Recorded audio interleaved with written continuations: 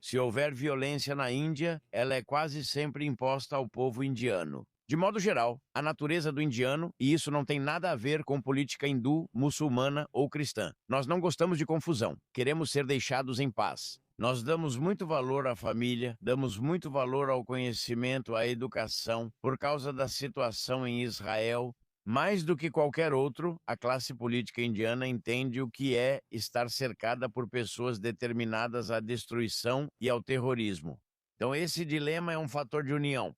Hoje estamos com o empresário e comentarista Suhel Seth, uma das vozes públicas mais seguidas da Índia, com milhões de seguidores. No X, ele comenta abertamente sobre terrorismo, narrativas da mídia e mudanças na ordem global. Hoje vamos falar sobre a ascensão da Índia, a relação Índia-Israel, o extremismo e o futuro da política global. Suhel Seth, Seja bem-vindo. Obrigado, Daniel. em uma entrevista recente, você mencionou que após 7 de outubro, Israel perdeu a batalha de imagem global.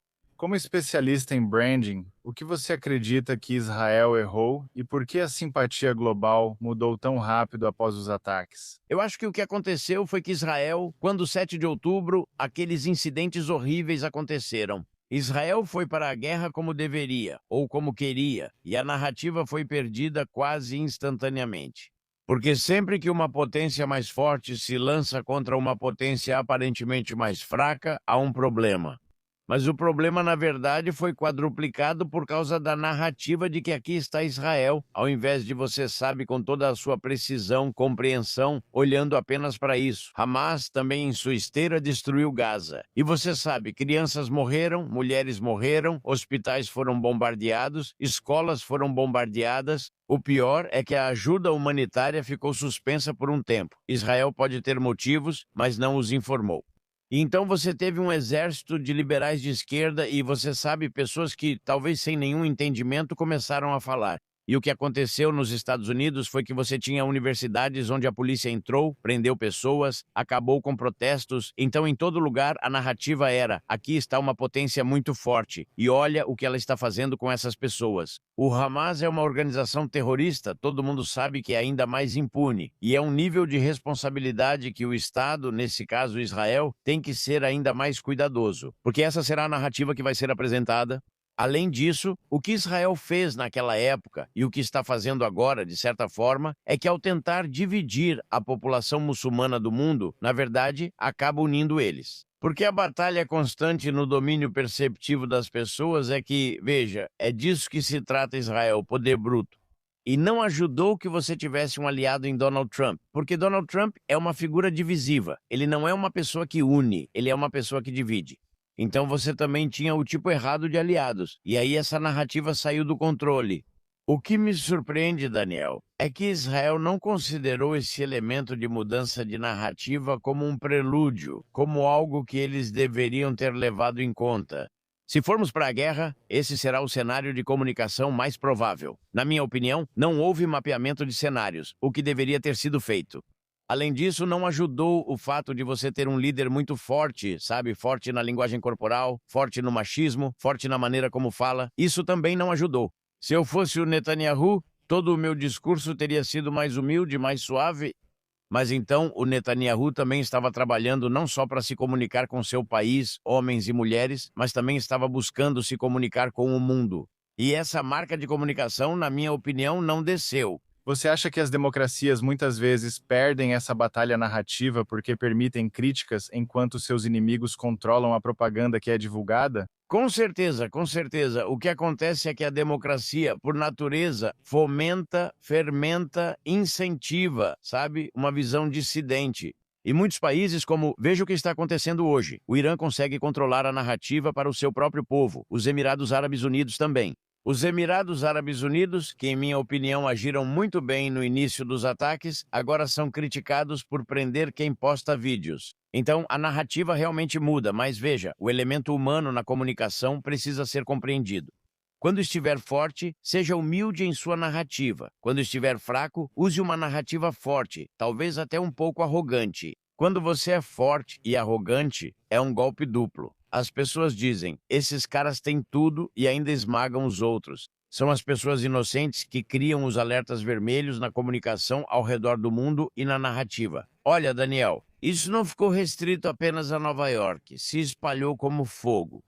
Você tinha universidades por toda a América, sabe, condenando esses ataques. Então, o que as pessoas não perceberam é que esses não eram ataques do agrado de Israel. Os israelenses foram atacados. Eles foram mortos de forma horrível, e nesse processo esse elemento se perdeu. E o que permaneceu na mente das pessoas até hoje é que civis foram mortos em Gaza.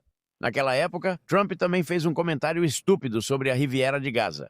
Então as pessoas perceberam que não era uma guerra ideológica ou contra o terrorismo, mas uma tentativa de impor controle. Você acha que a cobertura da mídia global é naturalmente tendenciosa contra países como Israel? Pelo contrário, na minha opinião, Israel recebe uma boa quantidade de cobertura positiva. Mas isso não ajudou. 7 de outubro, isso aconteceu em 8 de outubro. Tom Friedman escreve um artigo de página inteira no New York Times dizendo que esteve lá em Gaza. E as coisas não são retratadas como são por Israel. E como eu disse, é irrelevante quem está do seu lado. O que é importante é como a narrativa acaba sendo mudada e como pessoas que não têm nada a ver com a situação começam a se apropriar da narrativa e a amplificá-la. E esse é o problema. Você acha que a narrativa internacional de Israel ficou muito atrelada a esse único líder, Netanyahu? Com certeza, e isso é um perigo. Veja, isso tem seu lado bom e ruim. Volte para a Segunda Guerra Mundial. A narrativa estava atrelada a Churchill, a narrativa estava atrelada a Stalin, a narrativa estava atrelada a Charles de Gaulle, a Franklin Roosevelt. Então havia 4 ou 5 pessoas para quem essa narrativa era direcionada. Hoje você tem Netanyahu, e veja, todo mundo acredita que Netanyahu estava fazendo isso, também por motivos eleitorais dentro de Israel. Não falo do ataque, pois ninguém esperava que algo tão horrível ocorresse.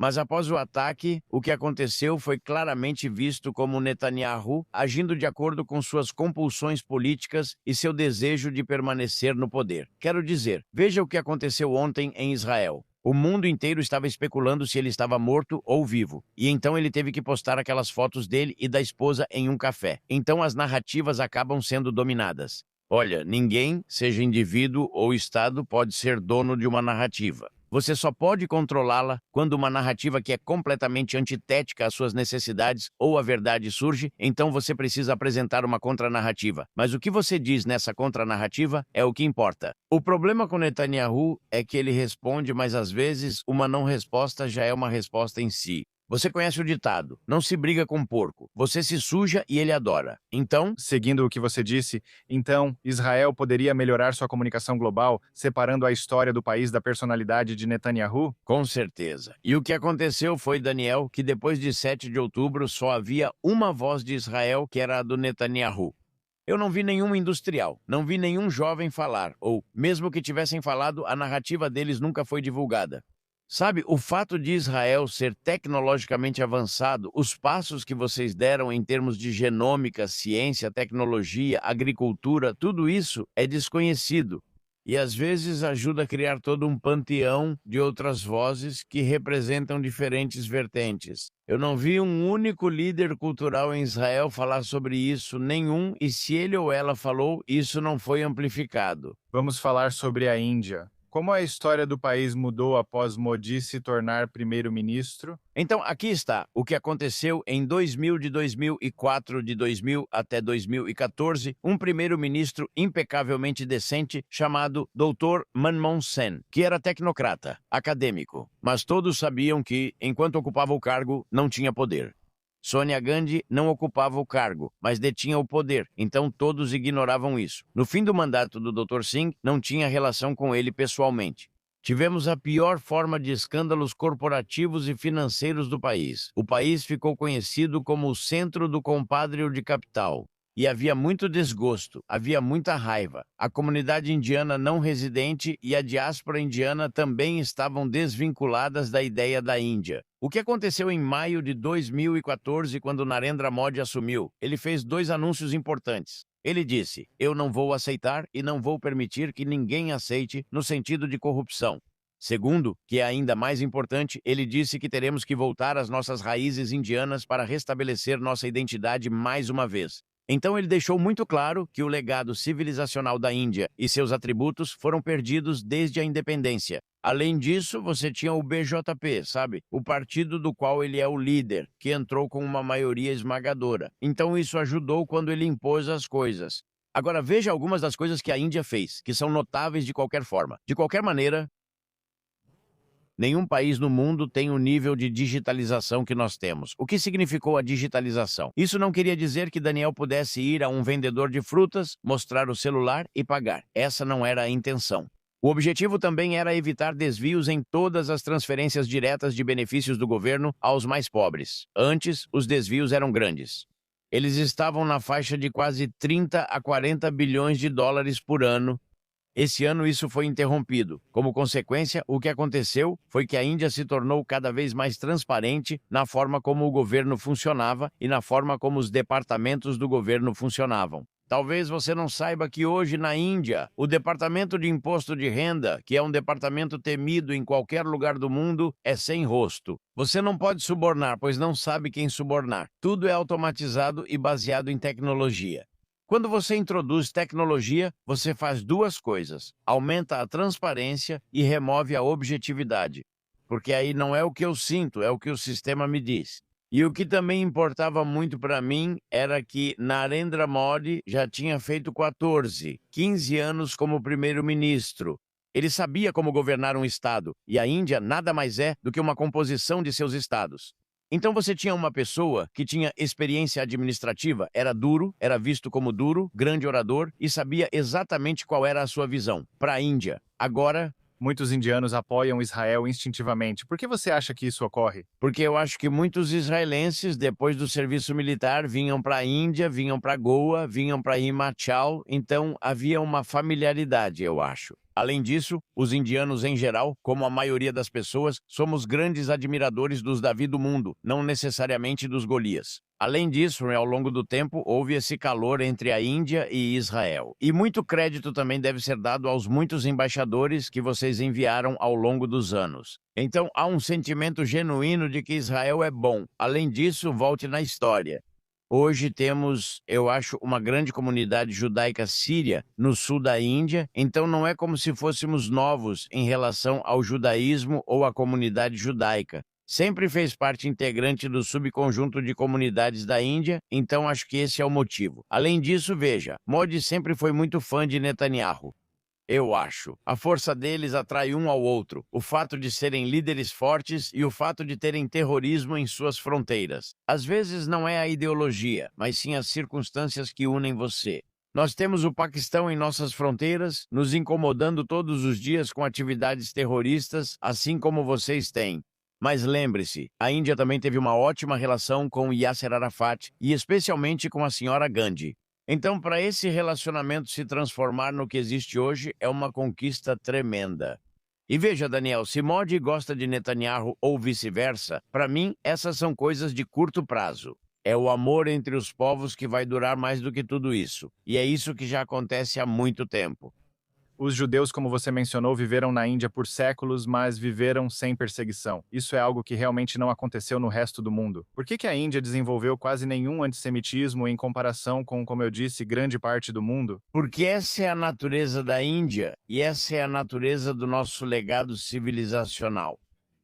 Lembre-se, islamismo e sikhismo são religiões recentes, enquanto o hinduísmo é um modo de vida. Não é doutrinado, não é uma doutrina, não é um diktat.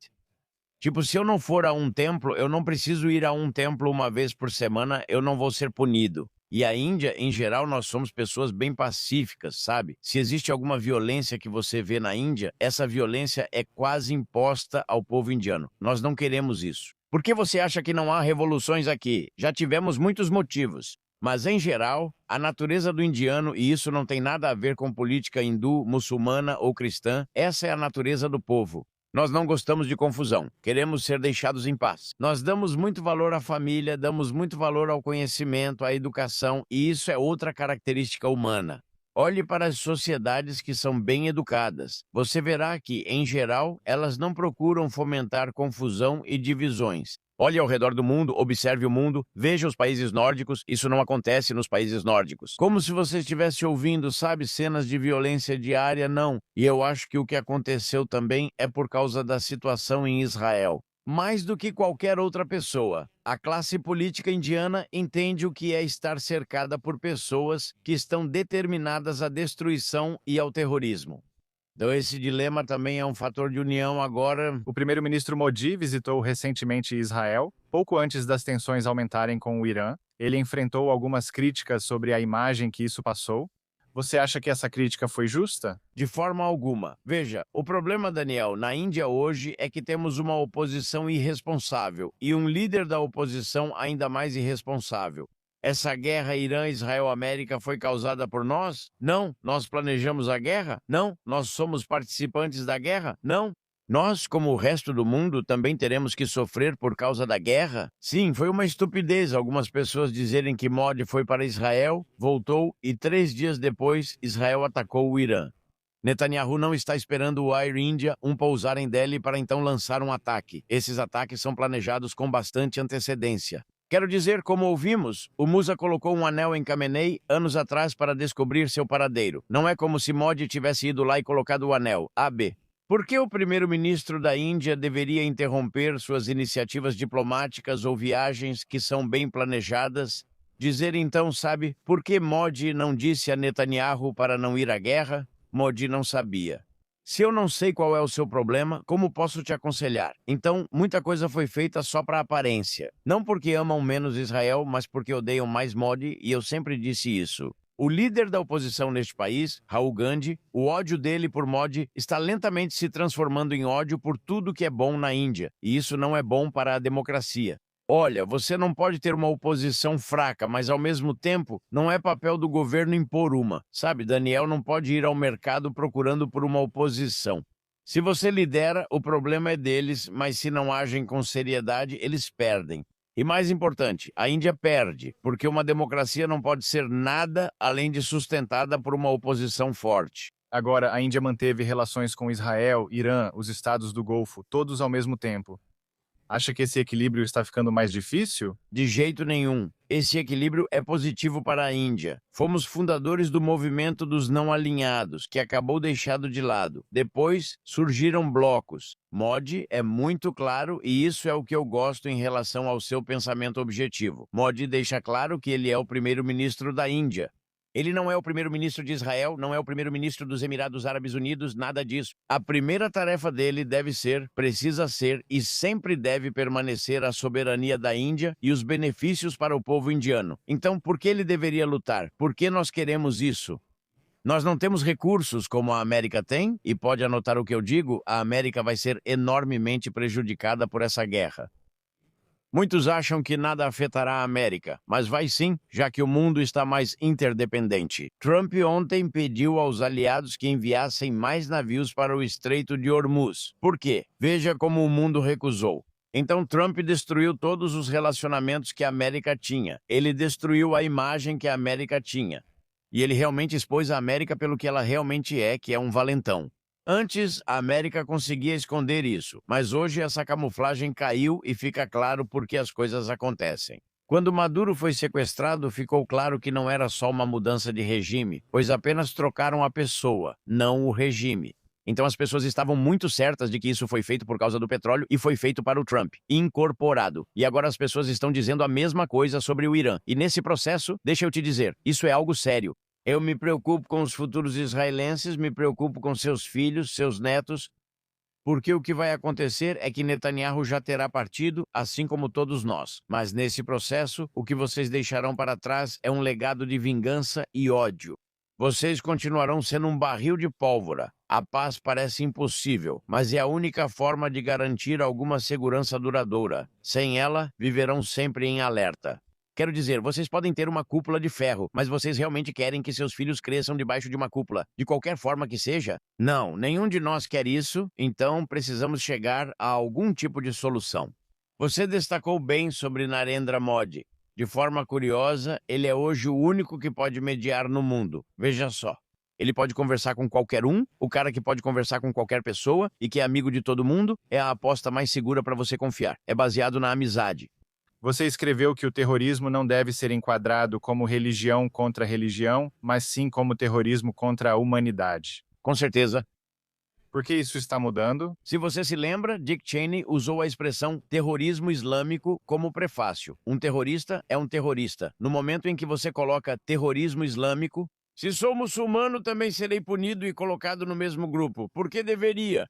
Hoje, a Índia abriga a segunda maior população muçulmana do mundo, depois da Indonésia. Minha objeção, que apresentei e mencionei anteontem em um discurso em Nendaval, numa estação de montanha.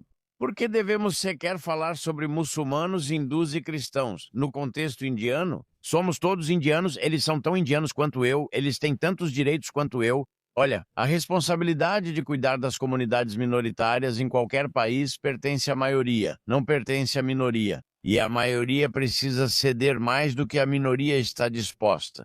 Porque a minoria já é minoria e acredita que sua sobrevivência está ameaçada. Quero dizer, é assim que é. Você gosta de entrar em uma sala onde há um gorila de 600 quilos? Não. Essas questões devem ser moderadas pelo viés do humanismo. No momento em que você coloca religião contra religião como o principal definidor do terrorismo, então você está colocando pessoas contra pessoas, e não ideologia contra ideologia. O terrorismo é um mantra ideológico que alguns desses canalhas usaram para criar guerra, criar terror, perturbar a vida das pessoas e matar. A religião não te diz isso. Por essa lógica, poderiam dizer que todos os judeus devem ser recrutados porque Jesus foi traído por um judeu. Assim, consigo dizimar qualquer religião. Posso afirmar isso. A Batalha dos Mouros, quando aconteceu, ou os crimes contra a humanidade que ocorreram com os mouros viajantes e o que aconteceu no México, a Inquisição Espanhola, eu posso então culpar tudo isso na religião. Você alguma vez menciona a religião de Adolf Hitler? Não, você mencionou Hitler, porque aqui estava um homem mau que fez coisas más contra a humanidade. E não se trata de Auschwitz ou das câmaras de gás ou qualquer coisa assim, era um ser humano maligno que liderou um império maligno enquanto viveu. Quando você pergunta qual era a religião dele, está colocando todos do mesmo lado que Adolf Hitler, o que é estúpido e ridículo. Por que algumas sociedades acabam glorificando terroristas como heróis, enquanto outras sociedades não fazem isso? Essa é uma ótima pergunta. Eu acredito que as sociedades, em geral, confundem e sempre confundem terrorismo com martírio. Sabe, há uma definição muito interessante de jihad no Alcorão. Diz que jihad não é um convite para matar, é um convite para morrer, então é sacrifício. O Dicionário do Mundo distorceu ao afirmar que todos os homens-bombas suicidas eram jihadistas, o que não era verdade. O Alcorão afirma que quando o Islã ou o próprio Alcorão estiverem em perigo, muitos estarão dispostos a sacrificar suas vidas. No entanto, ele não disse isso. Eles se esfaquearão ou esfaquearão outros. Não, é sobre sacrifício. O que Jesus fez ao ir para a cruz? Por quem ele foi pela humanidade? E o que fez Moisés? O que Guru Nanak Dev Ji fez quando fundou o Sikhismo? Ele falou sobre Ek Onkar, um universo que você tem. As sociedades acreditam que os terroristas dão suas vidas para que possam viver, mas as sociedades precisam mudar essa mentalidade. Daniel. Eu vou ser miserável se me permitirem viver sabendo que a pessoa que está me dando a vida, na verdade, tirou a vida de 1 milhão de outros. Eu não quero esse tipo de pessoa na minha vida. E certamente não quero venerar esse tipo de pessoa. As pessoas não sabem. Então, o que estou dizendo é que sim, você está absolutamente certo. As sociedades estão começando a olhar. O terrorismo é mais romântico do que o martírio. É um conceito muito romântico. E o mundo tem venerado terroristas por anos. Você lembra do romantismo criado em torno de Che Guevara, que persiste até hoje. Então depende de em qual ponto de inflexão dessa sociedade essa veneração acontece, e B, se a veneração continua. Ou as coisas ficam mais claras e se tornam mais precisas com o tempo. Você acha que mais jovens estão sendo atraídos por essas ideologias extremistas hoje em dia e você acha que as redes sociais aceleraram essa radicalização? Excelente. Eu tenho 2 teorias sobre isso. Eu não sei se mais pessoas estão sendo atraídas pelo extremismo, mas mais pessoas estão gostando da ideia de pensamento extremo. Vou explicar. Em todos os países, a oposição na Índia e em outros lugares também diz isso. Antes a religião era privada, agora é pública, blá blá blá. Não, leia o livro O Mundo Sem Fronteiras de Kenichi Ohmae. Ele foi o sócio-gerente da McKinsey no Japão. Todas as sociedades no mundo de hoje são interdependentes por causa da tecnologia. Vamos supor que, antigamente, Daniel saiu de Los Angeles, pegou um navio e foi para o Vietnã. Ele ficava meses sem notícias da família, pois não existia tecnologia móvel, FaceTime ou vídeo. Hoje, eu posso estar longe do meu país de nascimento, mas estarei em contato diário, se não em questão de nanosegundos. Então, o mundo interconectado está realmente fomentando mais problemas do que você e eu podemos imaginar. Agora veja, digamos que há 70 mil iranianos em Nova York. Eu aposto, Daniel, que a discussão nas salas de estar de Nova York, onde esses iranianos estão junto com não iranianos, será sobre a guerra. Todo mundo tem informação agora. A preocupação é como você, primeiro, separa a informação correta da falsa e, segundo, como você interpreta isso. Às vezes, na interpretação, deixamos nossos interesses e agenda aparecerem, como sempre disse, de modo geral. Na Índia, nunca tivemos problema com muçulmanos, mas os mais ricos, os mais abastados, tinham sim. E se você cavar um pouco, esses caras falavam: a gente não gosta deles, não gosta deles. Besteira, isso sempre existiu. Então, o que também estamos vendo, de uma forma curiosamente irônica, é que, enquanto o mundo está interconectado, líderes fortes querem criar barreiras em torno da identidade nacional. Trump, por exemplo, Meloni, por exemplo, eles estão muito interessados em criar identidades nacionais e locais muito fortes. Olhe o que esse verdadeiro canalha Sadiq Khan está fazendo como prefeito em Londres. Então, você está fomentando problemas ao atiçar fogueiras que antes não existiam. Então, está absolutamente certo.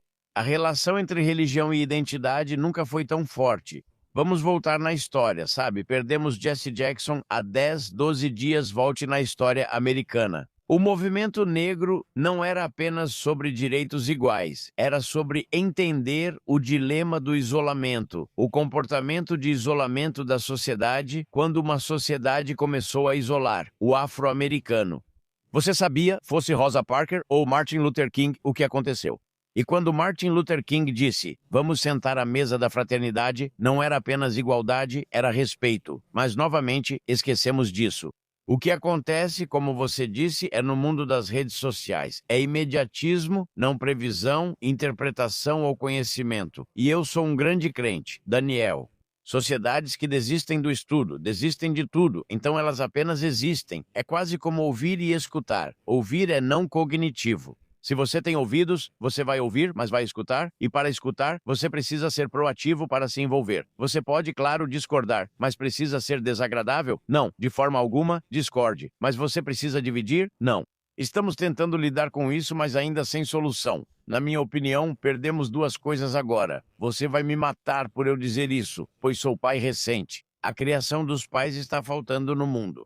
Outro motivo para a Índia e Israel, e talvez Índia e Itália, se darem bem é o forte foco da família em nossa existência. A criação dos pais saiu do controle, a educação saiu do controle. O materialismo substituiu tudo aquilo que normalmente você consideraria para respeitar uma pessoa. É o medo dominante sobre o qual as pessoas estão falando. Então, essas são questões existenciais ou não existenciais muito sérias com as quais as sociedades do mundo todo precisam lidar. Quero dizer, você está em Los Angeles. Com que cara? Se Gavin Newsom critica Trump ou não, isso é problema dele. Pessoas em situação de rua dizem o que sobre a América? Que é conhecida como o farol da generosidade e da caridade. E você sabe, da elevação dos pobres, como pode haver pessoas em situação de rua? Em uma cidade que vende sonhos para o mundo, Los Angeles é o lar de Hollywood. Vocês vendem sonhos para o mundo inteiro. Você está no mesmo estado que o Vale do Silício, mas ainda não consegue cuidar dos mais pobres. Me diga, Daniel, quão difícil é para o governo da Califórnia criar abrigos? Mas só abrigos são a solução? Como você inclui as pessoas e as traz para o convívio social? Então, todas as sociedades do mundo precisam se preocupar com três coisas: inclusão, integridade e independência.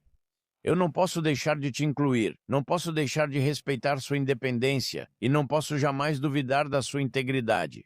Então, se eu trabalho inclusão, independência e integridade, eu sou uma boa sociedade. E no fim das contas, bondade é tudo sobre justiça, e vice-versa, porque justiça, como você e eu sabemos, é no fim das contas sobre equidade. Agora, por que as discussões sobre extremismo se tornam tão difíceis nas sociedades ocidentais? Você acredita que sociedades ocidentais evitam conversas sinceras sobre ideologias radicais? Você está certo, sempre afirmei. As Américas e grande parte da sociedade ocidental, França, essas são hipócritas porque querem dizer a coisa certa, mesmo que de forma sorrateira ou abertamente fazem a coisa errada. Todos querem ser politicamente corretos. Ah, está tudo bem. Não está, porque as cicatrizes das crenças deles um dia vão voltar para assombrá-los. Essa coisa toda sobre hinduísmo e karma, a próxima vida não, o karma vai te morder na bunda, nesta vida.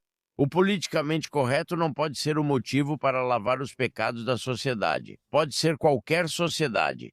O politicamente correto não pode ser a desculpa para incitar crenças profundas de ódio. Existe um ditado sobre governo, que os tolos debatam qual o melhor. O governado melhor é o melhor. O mesmo vale para a hipocrisia, que os trapaceiros discutam, o falso sempre será falso. Então por que você iria querer se envolver em algum nível de politicamente correto? Quando isso não traz nada, só fomenta ainda mais problemas. Então você critica fortemente a BBC pela cobertura sobre o acidente da Air India? Por que você acredita nisso? Mídia ocidental?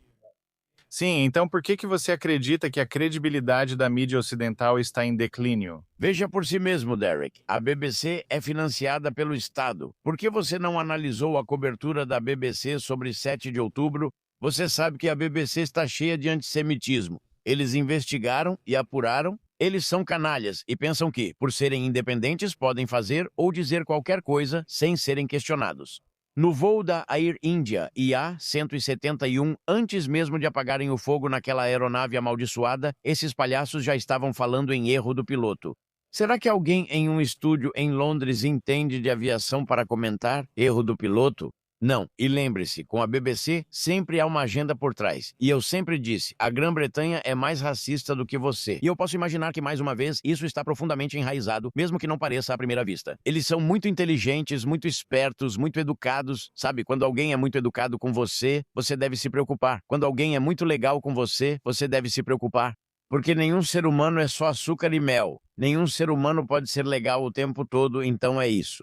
A BBC costuma dizer que sabe o que é bom para o mundo, o que é besteira. Eles não sabem, pois nem têm certeza. Claro, tem ótimos programas. Eu adorava o Hot Talk e o Newsnight, mas não preciso concordar com tudo da BBC, especialmente quando ela fala sem razão ou credibilidade. Esse é meu problema com o grupo da BBC. Aquele incidente é... Bem, o motivo pelo qual eu trouxe isso à tona foi por causa da cobertura dele sobre Israel. É a mesma coisa. Como você mencionou agora, você recentemente compartilhou um tweet que criticava comentários do jornalista Mehdi Hassan. O que te preocupa nas narrativas promovidas por comentaristas como ele? Sim, devo ter retweetado, mas não considero Mehdi Hassan relevante. Essas são todas vozes sombrias fomentando problemas e devem ser ignoradas com impunidade e sem preocupação. Há muitos assim. Convidamos Laura Luma para a Índia e virou uma tempestade. As pessoas são voláteis. Eu disse, quem se importa? É um pequeno ecossistema que está ou no X ou preocupado com esses palhaços. Eles são iludidos se acham que estão moldando a narrativa mundial. Então é isso que me surpreende. Nunca tuitaria contra Mehdi Hassan. Somos irrelevantes, não importamos. Veja todas essas pessoas. E você tem que respeitar uma coisa, eles devem ter o direito de ter uma opinião, mas precisam ser homens ou mulheres maduros o suficiente para também tolerar um contraponto. Esses palhaços não aceitam contraponto. Eles se consideram o ápice do conhecimento e da racionalidade. Por isso acham que não devem aceitar qualquer confronto, intelectual ou não, o que não ocorrerá. Um dos problemas é que se você critica o Islã, é acusado de islamofobia, certo? Mas ainda assim, pessoas como Mehdi Hassan fazem comentários contra não muçulmanos, então é um pouco hipócrita. Se você perceber, todos esses são oportunistas, são canalhas oportunistas. Eles querem algum nível de relevância e liderança dentro da sua comunidade, ou dentro da sua religião, ou dentro da sua sociedade.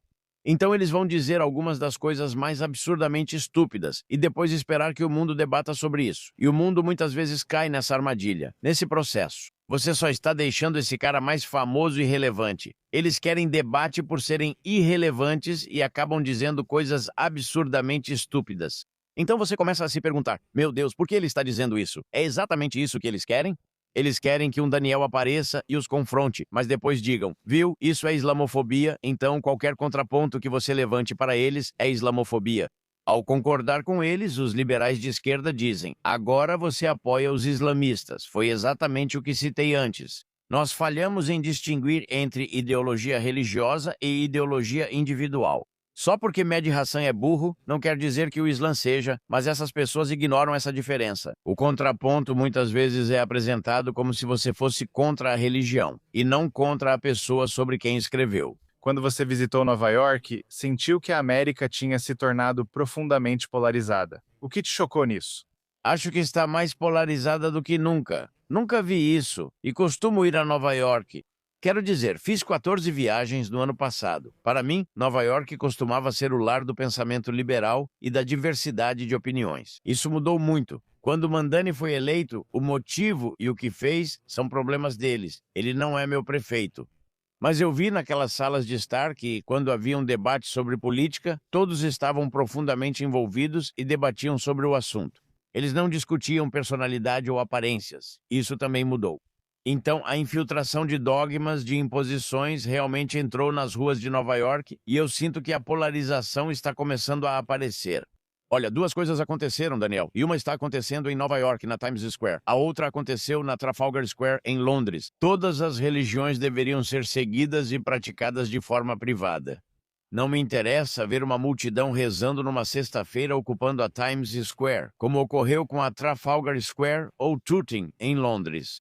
Essa exibição religiosa visível é desprezível, não é necessário. Você não pode ter um exército de muçulmanos, ou, nesse caso, um exército de hindus. Tomar conta dos horários e dizer que se dane o resto de vocês. No ano passado, houve um casamento indiano que foi até a Wall Street e todo mundo foi para o Dow. Ah, a Índia tomou conta da Wall Street. A Índia tomou conta da Wall Street. Não, só éramos pessoas mal comportadas que bagunçaram o trânsito na Wall Street naquele dia. Então as pessoas precisam entender a diferenciação e a separação, literalmente, entre igreja e Estado. Isso meio que se dissipou e isso também é uma área de preocupação agora. Judeus e hindus são duas das civilizações mais antigas que ainda existem no mundo. Você vê semelhanças entre elas? Para ser sincero, eu não sei o suficiente sobre o judaísmo, mas as semelhanças que vejo são que, idealmente, ambas as sociedades querem ser deixadas em paz do ponto de vista religioso.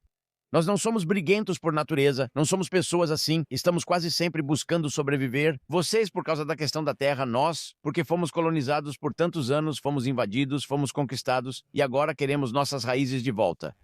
Queremos recalibrar, reimaginar, reexplorar nosso legado civilizacional. Então, nesse sentido, eu concordo totalmente que ambos são semelhantes. E esse é o caso até mesmo do Irã. Irã é um legado civilizacional. Volte para Isfahan, quero dizer, a comunidade mais contributiva do mundo, os parsis, os persas, vieram do Irã. Então, volte na história e você verá que as sociedades em geral querem viver em paz. Ninguém quer conflitos diários, ninguém quer problemas todos os dias. Mas então temos pessoas de dentro das nossas sociedades ou pessoas de fora que causam problemas. E nos forçam a fazer coisas que são totalmente contra a nossa natureza, contra o nosso legado civilizacional e contra o nosso propósito. Essa é a preocupação. Por que você acha que algumas civilizações sobrevivem por milhares de anos enquanto outras simplesmente não conseguem? Acho que é a forma como você leva a civilização adiante. E duas coisas precisam acontecer. Uma é que você precisa manter esse legado civilizacional contemporâneo. Ela deve ser sempre relevante e gratificante. Não pode ser dogmática, não pode ser rígida, não pode ser algo do qual você não possa se desviar. Então, você. Sejam os Amish ou os Mormons. E há muitas comunidades assim que são muito rígidas, muito, claras. Não funciona. Acho que não funciona.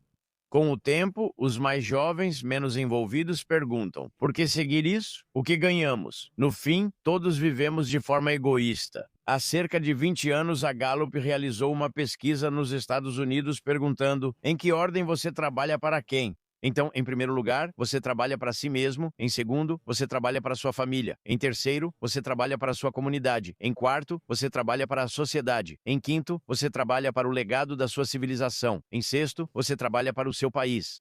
Então todo mundo diz: ah, estou fazendo isso pela América. Isso é tudo besteira. Na verdade, você está fazendo isso por você mesmo. Você acha que o Ocidente perdeu a confiança em sua própria civilização? Não acho correto usar o Ocidente de forma geral. É preciso separar por países. Sim, você está certo. O conceito de legado civilizacional desapareceu lentamente do mundo ocidental. Antes, o mundo ocidental era visto como símbolo de esperança, prosperidade, progresso, nunca era regressivo.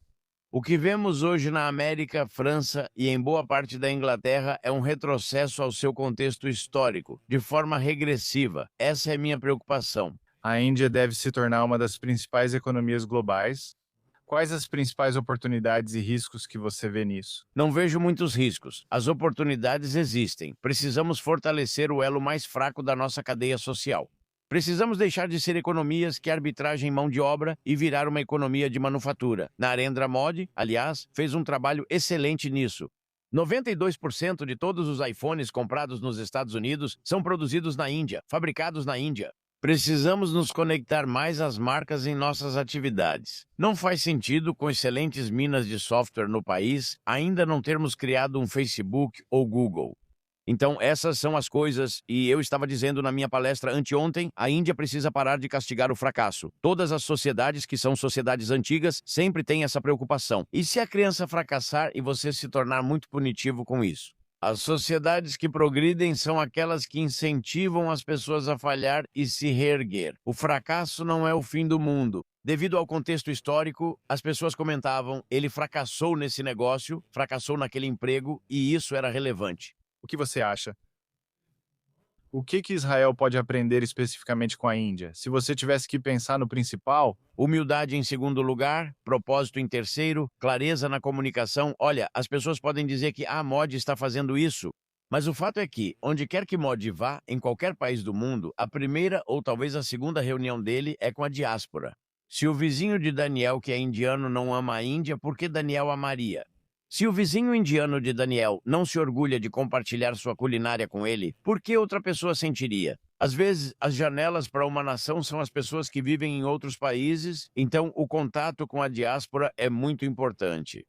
Quando Netanyahu conversou pela última vez com jovens israelenses na América ou na Índia, é isso que deveriam aprender com Modi. É fácil, é interessante e é focado, é marketing direcionado.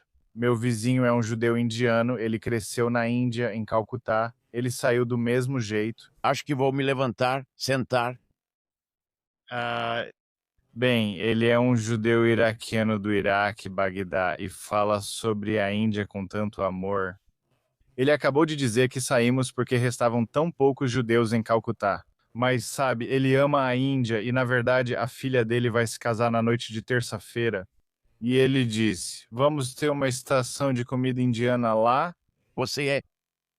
Então, qualquer pessoa indiana com quem eu converso, todos falam sobre a Índia com tanta. Que é o meu ponto.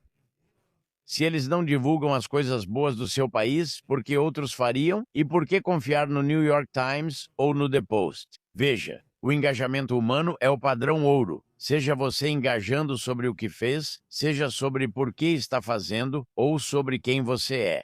E essas três coisas Israel precisa revisitar no contexto tanto do 7 de outubro quanto do que está acontecendo no Oriente Médio hoje. O que achou da visita do primeiro-ministro Modi a Israel? Algo te chamou a atenção? Não, eu acho que foi uma ótima visita. Ele fez o que tinha que fazer, encontrou pessoas, trouxe muitos membros da indústria indiana daqui. Acho que foi uma ótima visita. E você vê Israel e Índia trabalhando mais juntos no país? Com certeza vejo uma grande parceria entre Índia e Israel. E vejo essa parceria em três áreas: tecnologia, defesa e agricultura. E em todas essas três áreas, ambos os países se beneficiariam.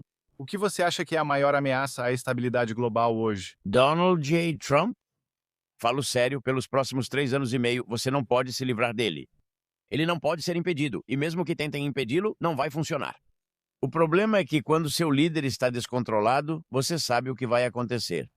Seja você um investidor, um cidadão ou quem quer que seja, as pessoas querem previsibilidade, elas querem saber disso. Ao irmos à casa de Daniel, ele nos oferece água, não um tapa. O descontrole de Donald J. Trump é o maior problema dos Estados Unidos e ele pode dizer: faça a América grande de novo. Mas você não pode tornar a América grande de novo quando torna o mundo fraco de novo.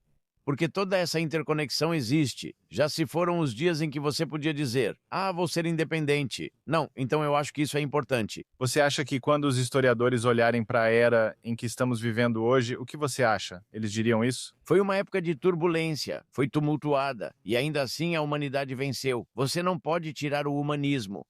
Para mim, Donald J. Trump é apenas um ponto no radar humano global. Isso também vai passar. Muito obrigado pela sua atenção. Agradeci muito essa conversa. Se quiser nos deixar uma mensagem final, não. Fique em paz, fique seguro e fique feliz. Muito obrigado. Obrigado. Foi mal. Obrigado.